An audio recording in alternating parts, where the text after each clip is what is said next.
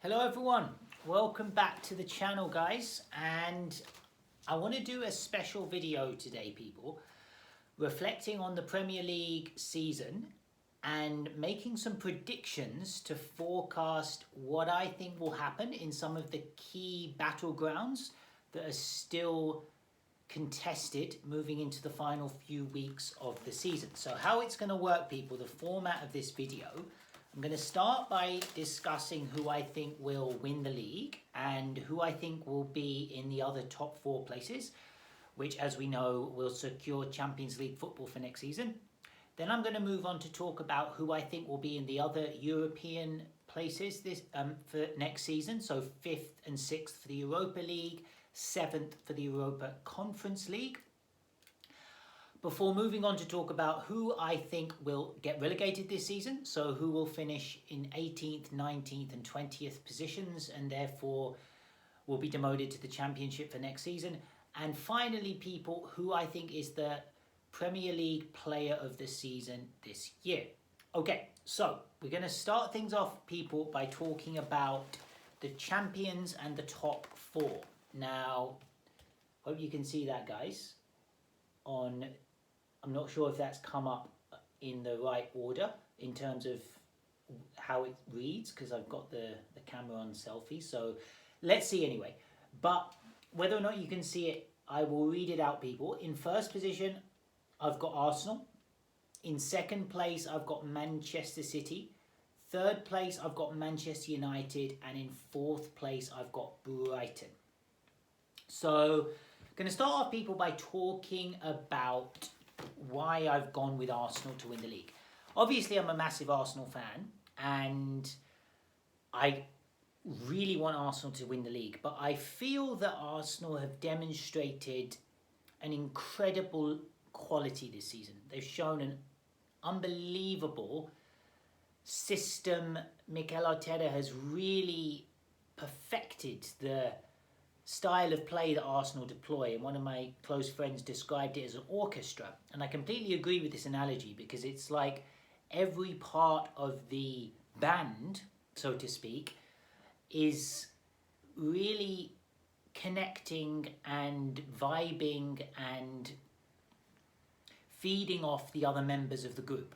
And whether that's the way that Arsenal like to play out from the back, from the very first line of attack, so to speak, the last line of defence, that's Aaron Ramsdale, feeding it into the defenders, whether Gabriel Saliba or Thomas Partey in midfield, picking out these long-range passes.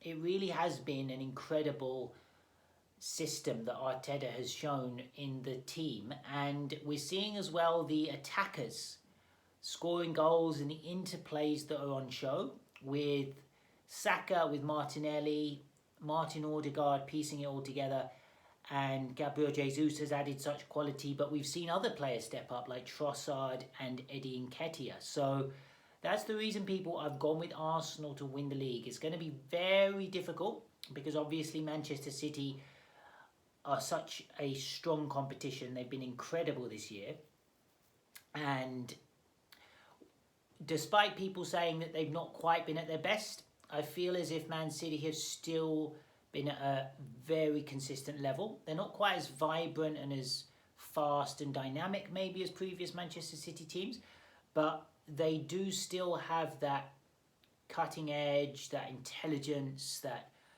synchronized ability to play together as a group, but also to maneuver and out-position the opposing defences to create little openings to score. So, and obviously Erling Haaland has been the jewel in their crown in terms of that extra sprinkling of quality and that goal contribution that he's brought.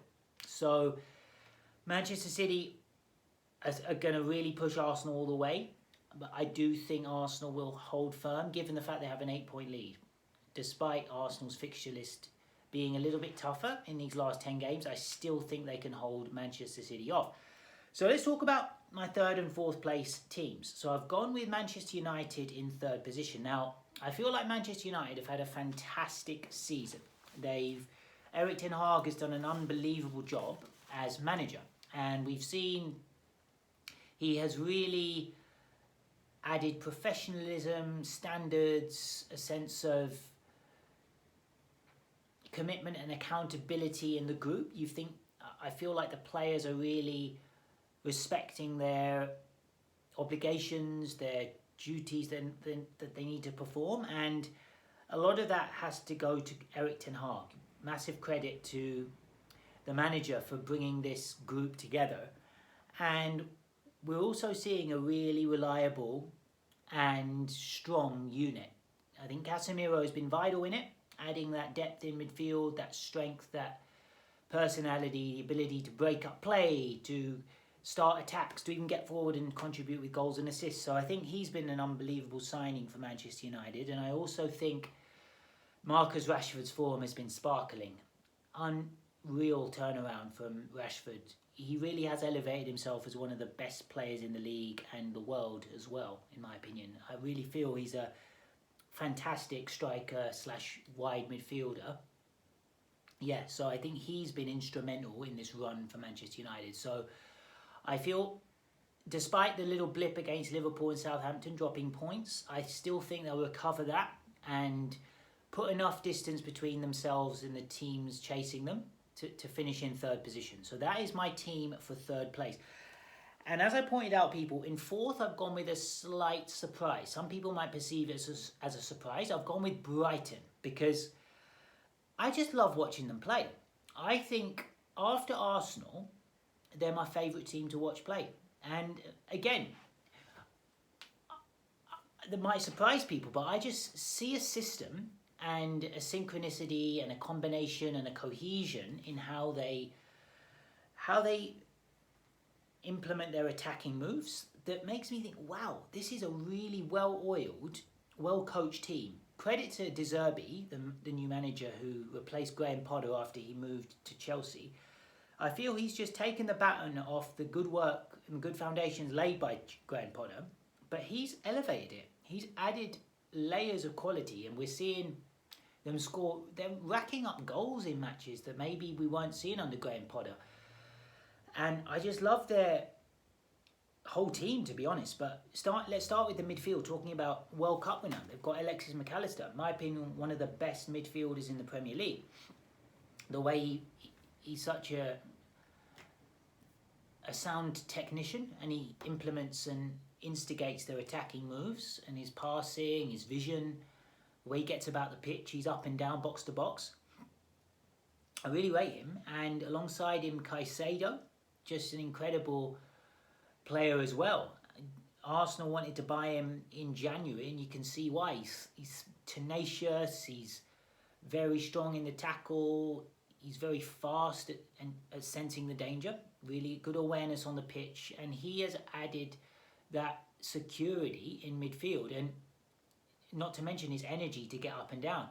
And then you've got Mitoma, one of the players of the season, on the left-hand side, just such a smooth dribbler of the ball. Like, I heard that he actually has a degree in dribbling, so he's literally focused and learned his craft of how to weave in and out of opposing defences, and you can see his close control is phenomenal, and his ability to pick a pass. And then you've got Solly March playing incredibly on the other side, Evan Ferguson, young Irish striker, adding goals to his game, and they're solid defensively as well. So I just think Brighton, they've got momentum, and there looks to be a harmony about how they operate.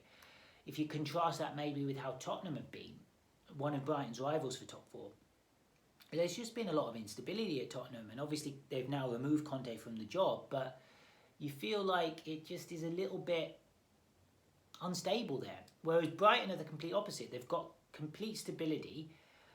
Everyone is very aligned and motivated on this goal of top four, whereas maybe Tottenham and some of the other rivals, even Newcastle, are maybe battling to arrest a slight decline or a dip in form, where Brighton are going in the opposite direction in terms of momentum. So that's why I feel Brighton might be a slightly interesting candidate and a stronger candidate for that fourth position than either Tottenham, Newcastle, or even Liverpool. So that's why I've gone with Brighton, people, for fourth. Now, let's look at fifth, sixth, and seventh, who I've gone with. So I've gone people with, and again, guys, if it might not be written in the front to back direction, left to right direction, but we'll see. I'll read it out anyway.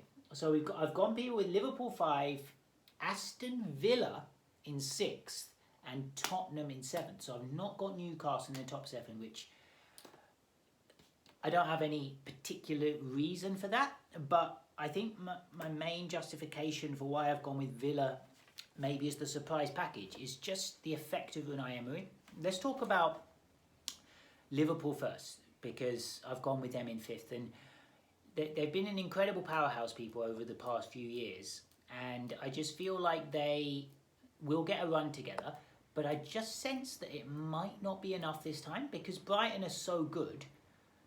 I feel Liverpool have shown a bit of inconsistency and even flakiness this season, which suggests that maybe they're not going to get away with it this time, just by pulling up some run of form towards the end of the season. So I think they might just find themselves lamenting a little bit of a slack season, and I think they might get their comeuppance for it. That's why I've gone with Liverpool in 5th, Aston Villa in 6th, because I've got the table here, people, in front of me. They played 27 games and they're on 38 points, which is in 11th position.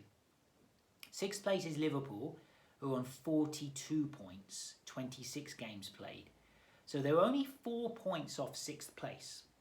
I suppose if you're a betting person, the slight counter argument to what I've put forward is the fact that Newcastle are in 5th on 47 points, 9 points ahead of Villa, and they've played 1 game fewer.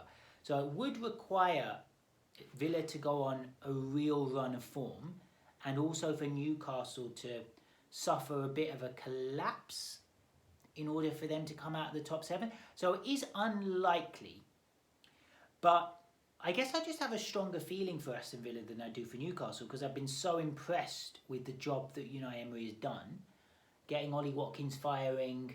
They're a formidable, solid outfit now. They've got energy, pace and zest in midfield with McGinn, Louise and Kamara. I just feel like they might go on a run of wins. They could put in, they've got 11 games to go. If they were to win 7 or 8 of their last 11, and Newcastle were to maybe drop a few points, you never know. So that's why I've gone with Aston Villa. And Tottenham in 7th, because I just think Tottenham still have enough quality to stay in the European places. Harry Kane's had an incredible season, and maybe the new manager effect, or the existing coaches that are going to take over, be it Stellini or Mason, they will have enough about them to just maintain Tottenham into those European spots. And look, Tottenham may finish 4th, and I'm not completely sure of these guys. Obviously, they're just predictions, and it could quite easily be the case that Tottenham finish 4th and Villa finish 11th or whatever, and Liverpool get 4th. I'm not completely sure about this, but it's just my instinct to say that Tottenham might just dip towards the end of the season. Yeah, so that's what I've gone with, people. Tottenham in 7th. Now, relegation. I've gone with, again, I'm plucking 3 teams out. I'm not completely sure, because just looking at the table, people, the bottom 9 teams are separated by 4 points. That's how tight it is. But I've gone with 18th Wolves, 19th Crystal Palace, 20th Leeds, I believe. Yes. Now, reason for putting... Let's start with Wolves. I just think that they haven't really gotten going, and their new manager has been there a while now. He was instilled before the World Cup in November, Lopetegui, former Real Madrid Spain manager, and I just feel he's had enough time now for them to go on a run. And unlike Unai Emery, he hasn't really been able to do it, and I know he's been bemoaning refereeing decisions, but maybe that is also indicative of a manager under pressure. If you're bemoaning referee decisions all the time, because Lopetegui said I could write a book for the amount of decisions that have gone against Wolves this season, I feel maybe you're covering up for some insecurities about your level of confidence in how your method is being received maybe by your players, and the effect that your coaching is having. Because let's face it, Wolves are still in the thick of this relegation zone, and and they might go down. So I've just got Wolves in there, people, because I just don't see, they've historically had an issue scoring goals, and when you want to stay up, it helps if you have goals in your team. So that's one of the reasons I just feel Wolves could be one of the teams to go down. Crystal Palace in 19th. Now, I just think it was an absolutely shocking decision to sack Patrick Vieira, and this is the only reason I've put Palace in the relegation zone, because I just think that is an absolute disgrace from the chairman, Steve Parish. Patrick Vieira was doing an unbelievable job at Crystal Palace. He got them, I believe, into the top 12 last season, an improved brand of football, more energy, more pressing, more of a adventure to their play in comparison to Roy Hodgson's old Crystal Palace. And the fact that they've sacked Vieira, considering the tricky run of fixtures that Palace had in the previous 2 months, and also the more favourable run that they have coming up, which would have given Vieira a chance to just steady the ship. I feel Parish is just this knee-jerk reaction. It's just a complete show of panic and lack of faith and trust in a guy who was doing a great job. So I just feel it's a completely shocking decision from Steve Parish. And I just think it's going to really bite him, to be honest. I just think that decision is going to cost Steve Parish potentially his club's survival in the Premier League, because you can't be taking ridiculous chances like this. And you've put in Roy Hodgson, a guy who you've sacked a couple of years ago, who took Watford down last year. I don't know. It's not an inspiring appointment to me. And when you consider the know-how of the other managers in that mix, I mentioned Wolves as one of the teams that could go down, but let's face it, they've got a proven top manager in their corner. Leeds have got Javi Gracia. I know I've put Leeds in the relegation zone, but it's still a competitor of Crystal Palace's. Everton have got Sean Dyche, proven manager. Nottingham Forest have got Steve Cooper doing a pretty good job there. Leicester have got Brendan Rodgers and a fine, talented team. West Ham have got David Moyes, who's done a pretty good job at West Ham, all things considered. And Gary O'Neill is engineering a little bit of a great escape at Bournemouth. And Ruben Sellers at Southampton has got a response. So you look at the competition that Palace and Roy Hodgson has got to face in terms of other managers, and I just think this guy's bottom of my list. So that's why I've got Crystal Palace in 19th, despite the fact I really like Palace and I really rate their players. I'm a big fan of Eze in particular. I really like Elise as well. Zaha has been a top player over the years. We'll see. Let's see, people. But I've not got... put it this way. The fact that Palace have made this change to put in Hodgson over Vieira, for me, has weakened their position. And you can't afford to be taking those sorts of chances. And Leeds, people, I've got in 20th. Now, I was least sure of this. Ironically, I've got Leeds in 20th, and I was least sure about this third position. But I just feel like, despite the fact Grazia's got a good response out of Leeds since he's been appointed, they've picked up a couple of good results, including 4-2 win against Wolves. I just wonder whether they have enough of a unity, motivation, and that real deep sense of belonging and connection within the group. Now, reason I say that, people, is I look at one of their rivals, Southampton, and their captain, James Ward-Prowse, has been a Southampton player throughout his career. He's the captain. Having a person like that in your dressing room, leading your team, I think is invaluable. Absolutely priceless. And I just feel like that could be the difference. As crazy as it sounds, one player, but having a guy like James Ward-Prowse in your team, I think is going to be worth its weight in gold. And we've seen Southampton's results pick up since Ruben Sellers took over.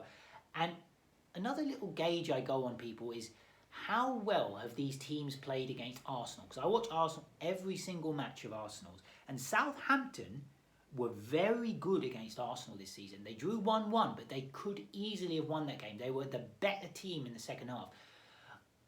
I still think Arsenal deserved to win across the course of the 90 minutes. But that second half, Southampton really showed something to me. And I think they've got a bit about them. And they've taken points off Manchester United this season. They've taken points off Tottenham this season. They've beaten Chelsea, I believe, this season. So they've got a big result in them against the top teams. So I think Southampton might be okay. And I think Ruben Sellers has done a decent job since he's taken over. So that's why I've got Southampton to clear out of it. And I think Bournemouth are going to clear out of it. And the reason being, again, the performance Bournemouth put in against Arsenal I thought was phenomenal. They were really courageous, organised, committed, especially their defence. So brave. They were putting their bodies on the line. And that for me is indicative of a team that are playing for their manager. And I look at Gary O'Neill, people, on the touchline. I look at how he relates to his players when they come off the pitch. There is genuine fire in that guy's eyes. And you can see him really geeing his players up when they come off, as if to say, good job today, buddy. You've really put in a performance, and you're really going to help us in this collective charge to pull us out of the relegation zone. That is why I think Bournemouth are going to be fine. But they're not going to be fine, as in it's not going to be plain sailing. But I think they'll get out of it, Bournemouth. And they've got a little bit of quality going forward. Solanke up front, and they've also got Billing, who's added, I think, 6 goals this season. They beat Liverpool. So I think Bournemouth might be okay. I think West Ham will be okay. They've got David Moyes in the dugout. They've got excellent attacking players. Leicester, much the same. I think they're too, I know it's a bit of a cliche, but I think they are too good to go down. They've got Maddison, they've got Iheanacho, got Barnes, Daka, even Jamie Vardy still knocking about. So I just think Leicester might be okay.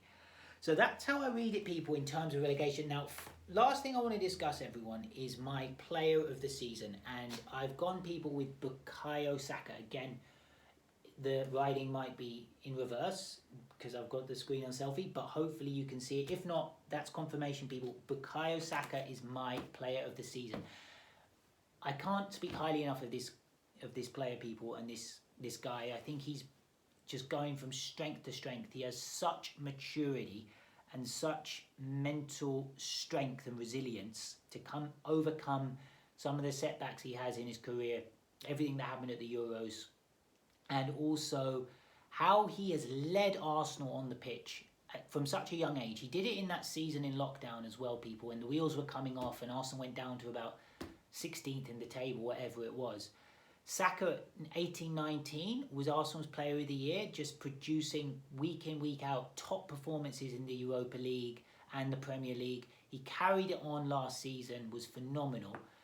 And he also, this season, has gone up another level in terms of quality. Like, he's the only player in the Premier League to weigh in with double digits in terms of goals and assists, 12 goals, 10 assists, and he is integral to Arsenal's attacking moves. Arsenal constantly look to play the ball out to him on the right-hand side. He's a constant outlet, and his ability on the ball is very underrated and often, I think, underanalyzed, because one thing I love about Saka is he's such an intelligent footballer.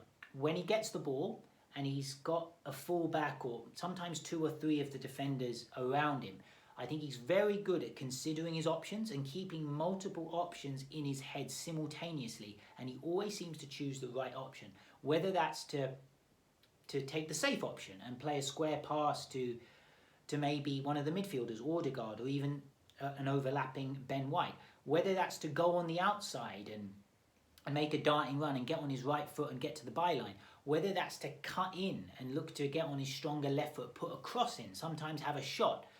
He always seems to choose the right option, and his consistency and his bravery to constantly overcome being kicked, and how he maintains his level, people, every single week. Okay, sometimes he might have a quiet game, but you'll always get a moment from him. Even in the quiet games, you'll often find Saka is the guy who has created something, had a shot, done something, won a foul that has led to an important action, an important moment for Arsenal. So that is why Bukayo Saka, people, is my player of the year, just ahead of Martin Odegaard and Erling Haaland, who have also had phenomenal seasons.